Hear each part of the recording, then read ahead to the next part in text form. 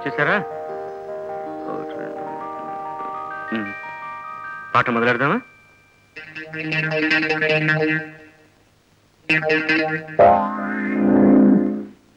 ఏమిటి అంతా అటే చూస్తున్నారు? ఈ రోజు నా పుట్టినరోజు, అందువల్ల పాఠాలన్నీ చెప్పుకొని ఆ తర్వాత మీకు స్వీట్స్ పంచి పెడతాను.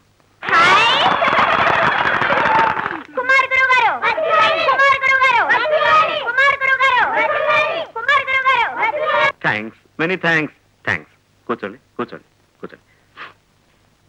ఇప్పుడు మనం మన దేశానికి స్వాతంత్రం సాధించిన వారి గురించి చెప్పుకుందాం. వారెవరో మీలో ఎవరైనా చెప్తారా? వెరీ గుడ్, అలా ముందుకు రావాలి. చెప్పు. నేను దాని గురించి అనలేదు సార్. టీప్ మీద ఈగ వాలింది తరివేనా? ఈగ వాడడం సరేరా, ముందు నువ్వు కూర్చో, లేదంటే నిన్ను తరివేస్తాను. మహాత్మా గాంధీ పుట్టింది బందర్ మిఠాయి కొట్లోనే సార్. ఏంటి బందరా? మిఠాయి కొట్లోనేగా స్వీట్లు కొన్నారు? కాదు, మిలిటరీ హోటల్లో కొన్నాను. ఏమిటి సార్ మీరు మిలిటరీ హోటల్లో అమ్ముతారా? కూర్చోరా. చూడండి, ఇదంతా నాకు అసలు నచ్చదు. అందరూ చక్కగా ప్రశాంతంగా కూర్చొని ఎందులో శ్రద్ధ చూపించాలో అందులో చూపించు. అందరూ కుమార్, నేను ఒకటి చెప్తే తప్పుగా అనుకో కదరా. నీకు అసలు నిజంగా బుద్ధే లేదురా. ఏమిట్రా పిల్లలందరి ముందు? అవునులే, వాళ్ళకి తెలియదు కదా. ఏం బ్రదర్, వాళ్ళంతా తిండి తిని అన్నాళ్ళయిందో. బూందీని ముందుగా పెట్టుకుని గాంధీ గురించి అడిగితే ఎవరా జవాబు చెప్తాడు? నాకే బూందీని చూడగానే దృష్టి మారుతుంది. కొంచెం తీసుకొని. నువ్వే ఇలా మాట్లాడితే పిల్లలు మన మాట వింటారా? ఈ రోజు నా పుట్టినరోజు, ఒక మంచి విషయాన్ని వీళ్ళకి నేర్పించాలని నేను ప్రయత్నం చేస్తున్నాను. ఆ ఉత్సాహంతో వచ్చాను రా. సరే, నువ్వు చెప్పు. ఈ దేశానికి స్వాతంత్రాన్ని సాధించి పెట్టింది ఎవరు? చెప్పు. ఈ దేశానికి స్వతంత్రం సాధించి పెట్టింది ఎవరు? చెప్పమన్నదే చెప్పా. ఏంటో నా పరువు తీస్తున్నావు? ఈ దేశానికి స్వాతంత్రం సాధించింది ఎవరు? చెప్పు. నాకే తెలీదు. చెప్పా. తెలీదని చెప్పారు వదిలే. సార్ సార్, వారికి తెలియదు అంటున్నారుగా, వదిలేండి సార్. అందరికి స్వీట్స్ పంచిపెట్టు. తీసుకోండి. రే పిల్లలు, రండి రండి.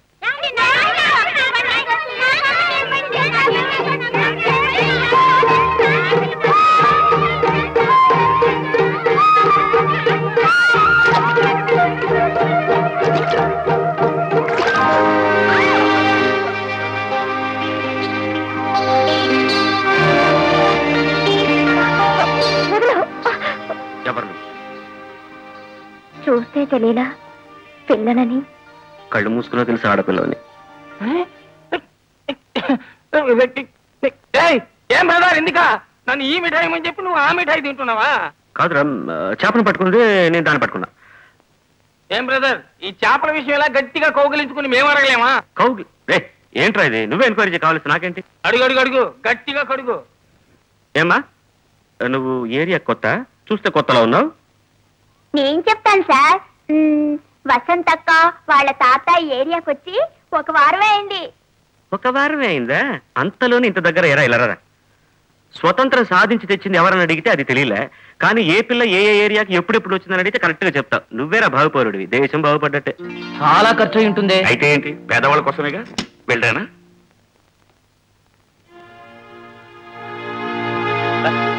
లేవరా డ్రైవర్. పాపం పేదవాడు, నిద్రపోయి ఎన్నాళ్ళైందో. వాడిని లేపొద్దు, వాడిని ఇక్కడే నిద్రపోని. కళ్ళు తెరవగానే వాడు ఎక్కడికి వెళ్ళాలన్నా మన కారులో తీసుకెళ్లి దిగబెట్టి తర్వాత మన ఇంటికి వచ్చేసి నేను టాక్సీలో పెడతాను. రండి, మన కారులో వెళ్దాం.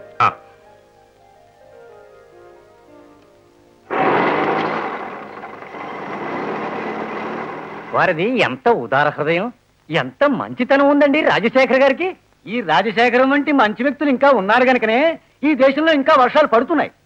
ఈ రాజశేఖర్ కారు ముట్టుకోవడానికి కూడా అర్హత లేని బికారి వెధవ అందులో ఎక్కి పడుకునే వరకు చూస్తున్నారా? అయ్యగారు క్షమించాలి, కారుని సోపుతో రుద్ది కడిగి పెడతాను అయ్యగారు. ఎంత కడిగినా ఆ పేదకుళ్ళు పోదురా. ముందు ఆ కారుని ఎంతకో అంతకి అమ్మిపారాయి. అమ్మా, నీ పెళ్లి కోసం మన అయ్యగారిని కొంత డబ్బు అడిగాను, నేను వెళ్ళి తీసుకొస్తా వసంతి. తాతయ్య, నాకిప్పుడు అర్జెంటుగా పెళ్లి చేయమని నేనేమైనా అడిగానా? ఇదంతా నువ్వు అడగాల. నాకు చూస్తే వయసు మళ్ళింది, కళ్ళు మూసేలోగా నీ పెళ్లి కళ్ళారా చూసుకోద్దామా. వెళ్ళొస్తాను. సుబ్రహ్మణ్యం, ఏంట్రా ఎవరు కనపడరు? లోపల ఎవరు లేరే? ఏమిటి సార్, ఎంతో పెద్ద కష్టంలో మునిగి తేలుతుంటే పాట పెట్టి సార్ పాట. ఎవర్రా మునిగి తెలియదు? మనోళ్ళంతా. ఏంటి నువ్వు అనేది? నేను చెప్పుకుంటూ వెళ్తాను, మీరు ఎన్నుకుంటూ రండి. గురువు గారు, అసలు ఏం జరిగిందంటే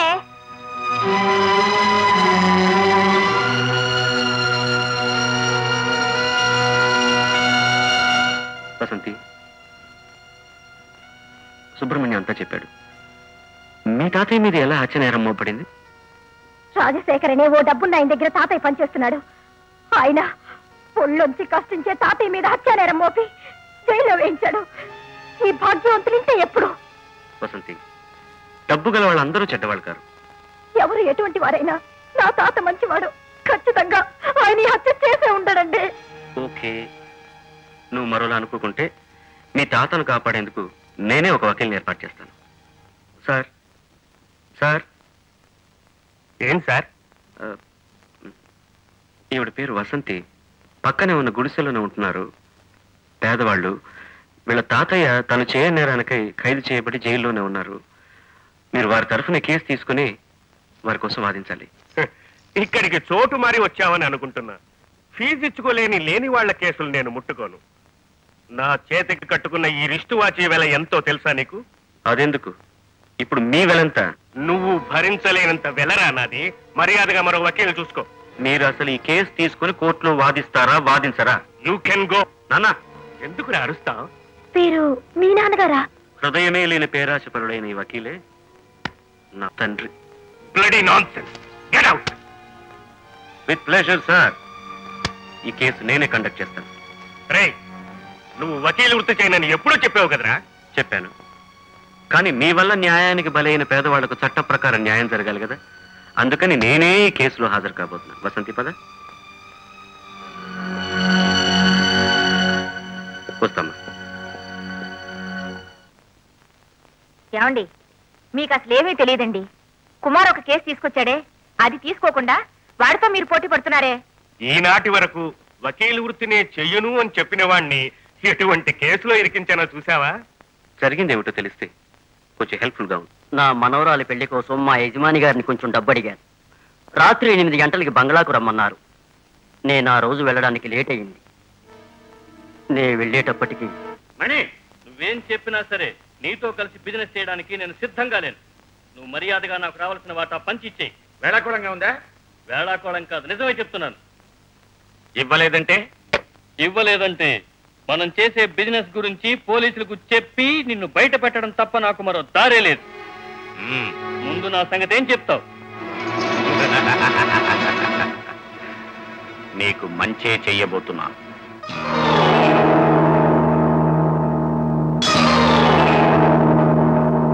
కానీ మణి, నువ్వే తొందరపడి నన్ను అపార్థం చేసుకున్నావు. మనీ నాకు ముఖ్యం కాదు. మనం పార్ట్నర్స్ గా విడిపోవడం అన్నది నేను అసలు భరించలేదు. నువ్వు పట్టుదలగా ఉన్నావు. ఆల్ రైట్, నువ్వు అడిగిన దానికంటే ఎక్కువ 5 లక్షల రూపాయలు ఇస్తాను. ఓకే మణి, మనం విడిపోయే టైం వచ్చిందిగా. ఎనీవే, మనం ఫ్రెండ్స్ గానే విడిపోదాం.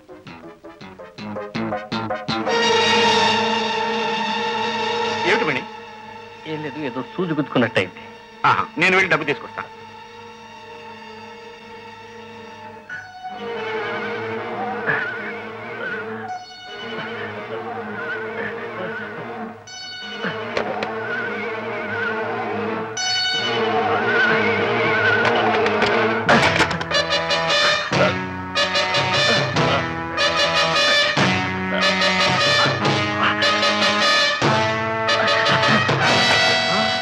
ఏమండి,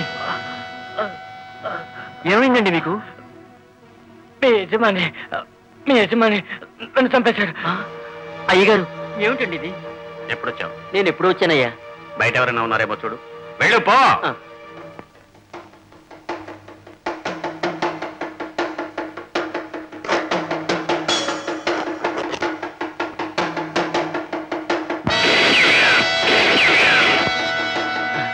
ఎవరు లేరయ్యా? ఈ రివాల్వర్ పట్టుకో, నేను ఇప్పుడే వస్తాను.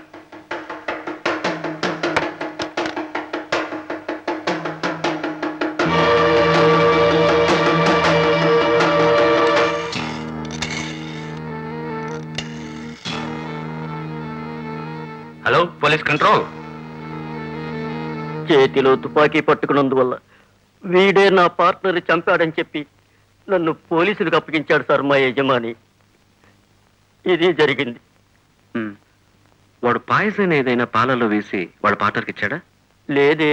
మరి షేక్ హ్యాండ్ ఇవ్వగానే వాడు ఎలా చచ్చిపోయాడంటారు? అదే మాయగా ఉంది బాబు.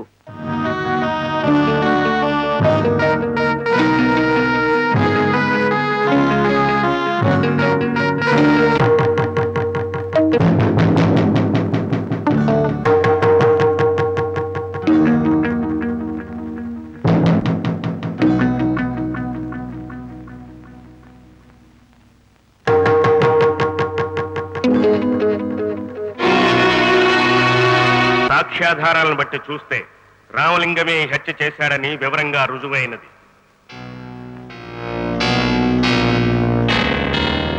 అందువల్ల ఐపీసీ 302వ సెక్షన్ ప్రకారం రామలింగానికి మరణశిక్ష విధించడమైనది. అయ్యా, ఇది అన్యాయం, అక్రమం. నేను హత్య చేయలేదయ్యా, నేను హత్య చేయలేదయ్యా. అయ్యా, నన్ను కాపాడండి అయ్యా. నేను హత్య చేయలేదయ్యా. అయ్యా, నేను చేయలేదయ్యా. నన్ను తీసేలోగా నిన్ను చంపేస్తాను రా. వసంతి, వదలండి అయ్యా, వదలండి, వదలండి. మాట్లాడకుండా వస్తావా లేదా?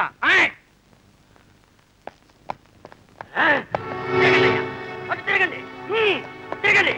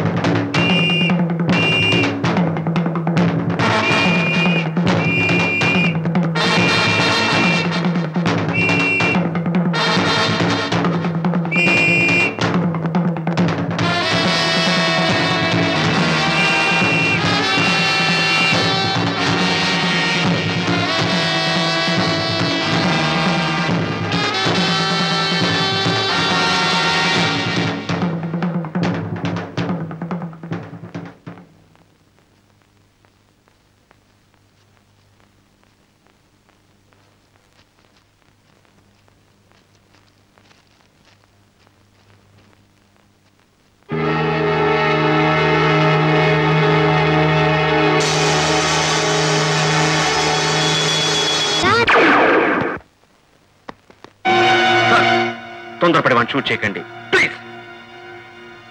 సార్ సార్ చెప్పేది వినండి. ఇంతవరకు మీరు ఏ నేరం చేయలేదు. ఇప్పుడు వీళ్ళు షూట్ చేశారు, మీరు హంతకలైపోతారు. అప్పుడు నేను మిమ్మల్ని కాపాడుకోలేను. ప్లీజ్ రివాల్వర్ కింద పడేయండి. వసంతి, వీలేదు. ఎవరు అడ్డొచ్చినా సరే వాణ్ణి చంపకుండా వదలను. నన్ను షూట్ చేయండి ముందు. ఎందుకు ఆలోచిస్తారు? కమల్ షూట్.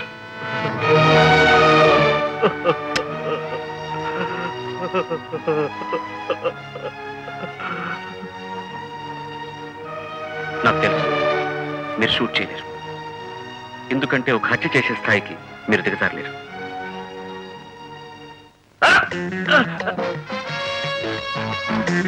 రాజశేఖర్, నీ బుద్ధి చూపించుకున్నావు కదా, మీ వాళ్ళందరినీ తీసుకుని మర్యాద ఎక్కడి నుంచి వెళ్ళు. వెళ్తా వెళ్తా.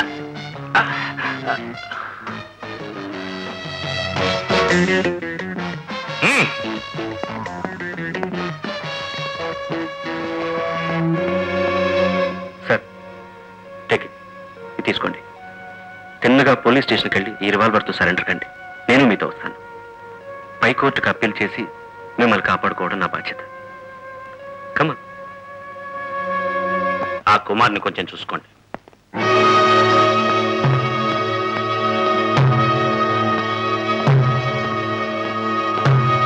One minute, please.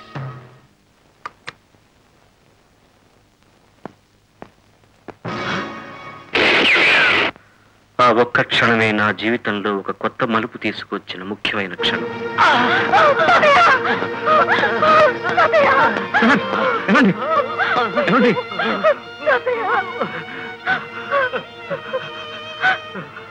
కుమార్, నువ్వు నన్ను అడ్డుకోకుండా ఉంటే వాణ్ణి చంపేసేవాణ్ణి. వాడే నన్ను కాల్చాడు, చూసావా? ఇక నువ్వు నన్ను కాపాడలేవు బాబు. బాబు చెప్పండి. వసంతిని అనాథగా. మీరేం దిగులు పడకండి సార్. ఏమండి ఏమండి?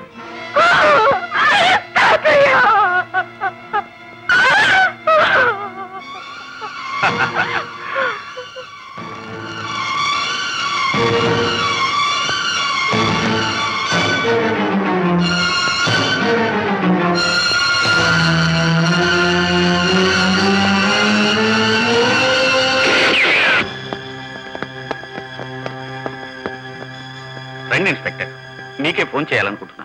ఆ చండాలుడు రామలింగం నన్ను చంపాలని వచ్చాడు. నేను ఆత్మరక్షణకై పోరాడాను. నా చేతికి గాయం తగిలింది. దురదృష్టవశాత్తు తుపాకీ పేలి వాడు చచ్చాడు. I'm sorry sir. ఏదేమైనా నేను మిమ్మల్ని అరెస్ట్ చేయక తప్పదు. Of course, due your duty inspector. ఇల్లు చూసుకోండి. రండి ఇన్స్పెక్టర్. మరణించిన రామలింగం కోర్టులో రాజశేఖర్ని హత్య చేస్తానని వారే తెలియపరిచారు. ఇన్స్పెక్టర్ యొక్క రివాల్వర్ ని దొంగిలించారు. రాజశేఖర్ ఇంటికి వెళ్లి వారిని హత్య చేస్తానని బెదిరించారు. రాజశేఖర్ తన ఆత్మరక్షణకై ప్రయత్నించినప్పుడు రివాల్వర్ పేలి రామలింగం మరణించారు. పైన ఉదహరించిన సంఘటనలన్నీ కళ్ళారా చూసిన సాక్షులు ఉండనే ఉన్నారు. అందువల్ల ఆత్మరక్షణకై తీసుకున్న చర్యగా దీన్ని నిర్ధారణ చేసి రాజశేఖర్ని విడుదల చేయడానికి తీర్పు ఇవ్వడమైనది.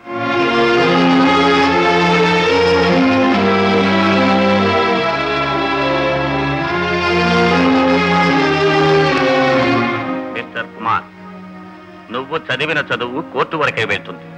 నా దగ్గరున్న డబ్బు పాతాళం వరకు వెళ్తుంది. వెళ్తుంది సార్, కానీ పాతాళంలో బురద తట్టుకోలేక ఊపిరాడకే గాలి పీల్చుకోవడానికి బయటకు వస్తుందిగా. అప్పుడు ఈ చట్టం ఆరోగ్యకరంగానే ఉంటుంది. Be careful. You be careful. ఓటమి అనే మాట ఈ రాజశేఖరం డిక్షనరీలో లేదు. ఓటమి లేని మనిషి చరిత్రలోనే లేడు. నువ్వు 1000 అపవాదులు నా మీద వేసిన ఓటమి మాత్రం నీకే.